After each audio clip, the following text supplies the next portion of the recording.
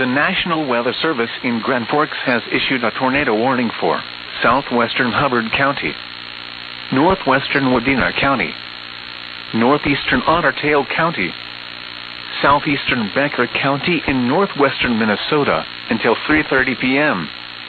At 3:05 p.m., a severe thunderstorm capable of producing a tornado was located near Hillview, or 27 miles east of Detroit Lakes, moving northeast at 15 miles per hour.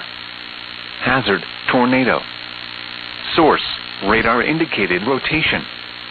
Impact: flying debris will be dangerous to those caught without shelter. Mobile homes will be damaged or destroyed. Damage to roofs, windows, and vehicles will occur. Tree damage is likely. Locations impacted include Park Rapids, Monaga, Hillview, Midway, and Butler. Take cover now.